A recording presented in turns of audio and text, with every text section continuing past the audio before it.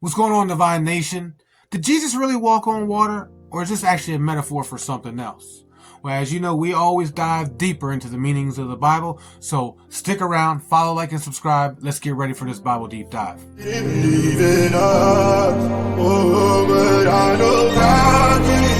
So let's start from the beginning, right? The Sea of Galilee. The Sea of Galilee symbolizes the realm of emotions, right? The turbulent and unpredictable waters of our inner world.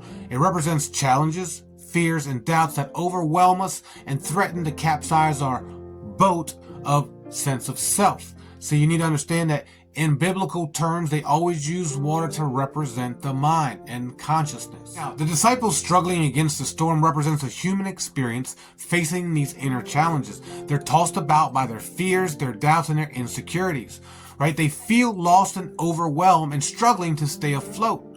But Jesus walking on water, this actually symbolizes the power of faith, right? The ability to transcend limitations, to rise above the turbulent waters of emotions.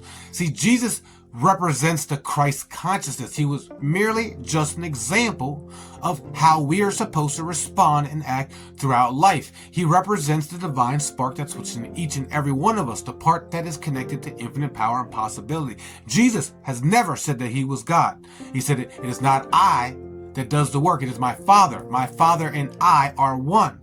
I am the way. He never claimed to be God. He was just showing and trying to tell us that God is within.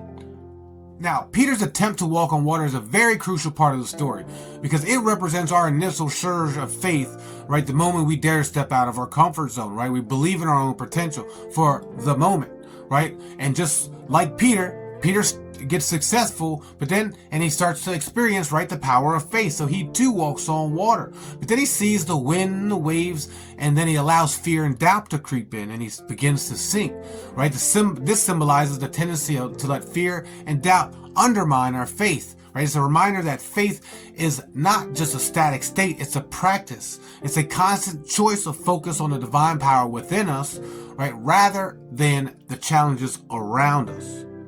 Now, Jesus reaching out and saving Peter is a very powerful image of divine grace, right? The unwavering support that's available to us even when we falter, right? It's a reminder that we're never truly alone and that there's help always at hand as long as we reach out and ask for it. The story then isn't about Jesus' miraculous power, right? It's about the potential that resides in each and every one of us.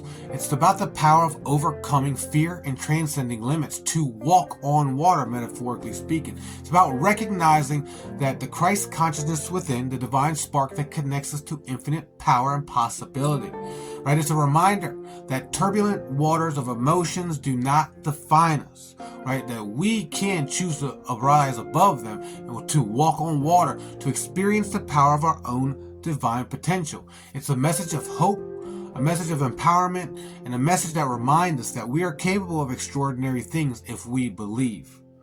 Now, in the comments, I want you to tell me a story about how you walked on water, right? And as always, follow, like, and subscribe, and get ready for more Bible deep dives.